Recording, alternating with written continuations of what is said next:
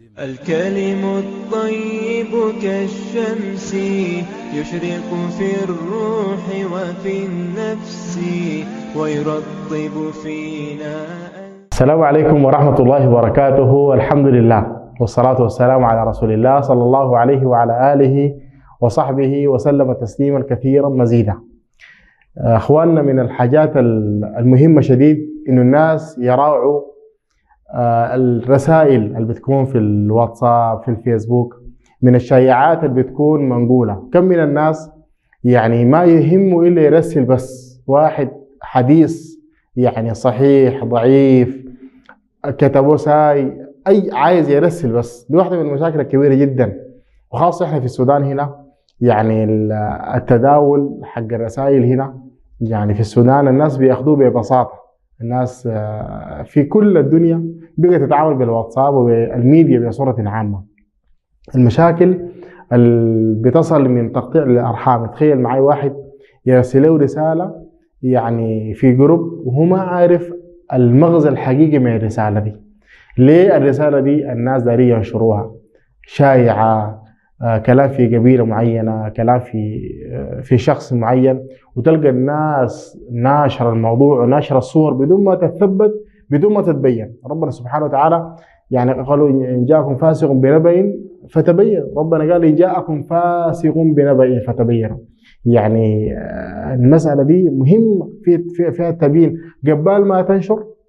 يعني قالوا لك والله في رسالة عن فلان، اتصل على فلان ده لو بتعرف، او شوف حوله زول او كده اتاكد.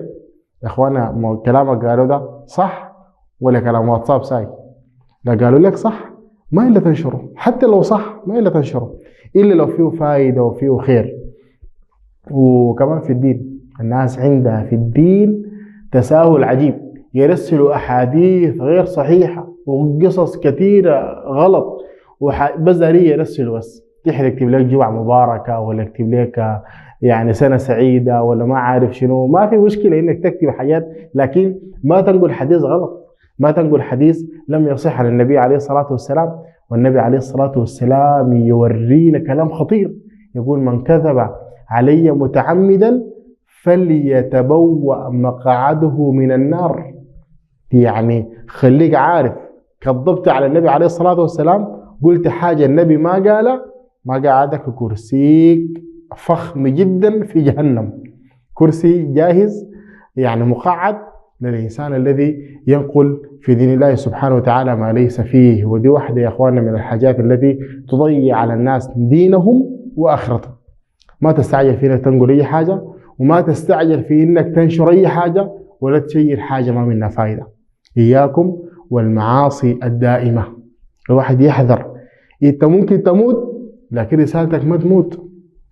انت ممكن تموت لكن مقطعك اللي نشرته ما مات، شغال عندك وانت ميت. كم من الناس قد ماتوا ووهبوا انفسهم حسنات جاريه، نشروا القران، احاديث صحيحه، كلام طيب. وكم من الناس ماتوا ولكن عندهم السيئات جاريه، نشروا احاديث غلط، نشروا كلام في الناس، دبلجوا حاجات، كانوا زعلانين وكتبوا كلام ورسلوه، فهم أموات ولكن أحياء سيئات ما زالت حية وتجيب لحد عندهم في قبرهم. عشان كده يا أخوانا، إن جاءنا فاسق بنبأ نتبين. لازم نتبين حتى تصلح حياتنا وتصلح آخرتنا. أسأل الله سبحانه وتعالى أن يحسن أعمالنا وأن يحسن ختامنا وأن يجمعنا بكم في جنات النعيم إخوانا على سرر متقابلين.